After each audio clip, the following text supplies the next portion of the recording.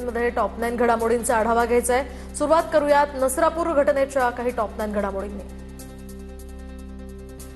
नसरापूर प्रकरणातील आरोपीला कोण काय म्हणेल याचा विचार न करता हाल करत संपवावं, राज ठाकरेंची संतप्त प्रतिक्रिया।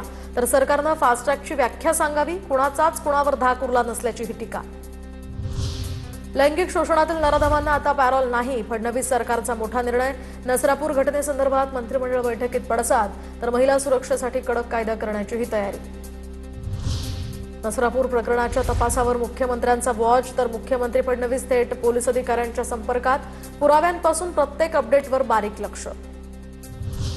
मुख्यमंत्र्यांमध्ये माणूसच कुरली नाही, तर एका चिमुकलीवर अत्याचार झाला आणि तुम्ही पेढे वाटताय। नसरापूर प्रकरणावरून प्रणिती शिंदेंचा संताप, फडणवीसांना गृहमंत्री पदाचा राजीनामा देण्याची मागणी। तर प्रणिती शिंदेंनी प्रत्येक घटना राजकीय दृष्टीने पाहू नये, या घटनेसंदर्भात कारवाईसाठी सरकार प्रयत्नशील, गिरीश महाजनांचं त्यांना उत्तर।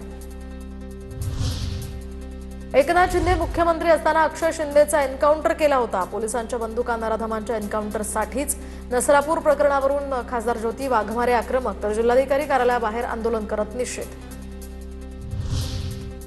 नसरापूर घटनेवरून खासदार सुप्रिया सुळेंनी मुख्यमंत्र्यांची भेट घेतली, आरोपीला फाशी मिळेपर्यंत स्वस्थ बसणार नाही, मुख्यमंत्र्यांचं आश्वासन। तर सुळेंकडून शक्ती कायद्याची अंमलबजावणी करण्याचीही मागणी।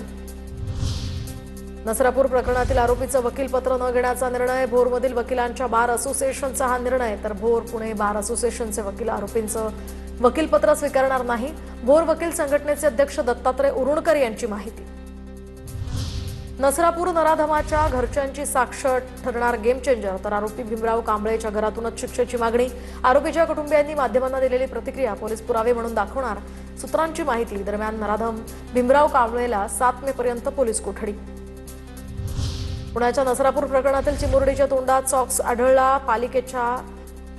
बालिकेच्या छातीवर मारहाणीचेही वळ। दरम्यान शवविच्छेदन अहवालातनं ही धक्कादायक माहिती समोर।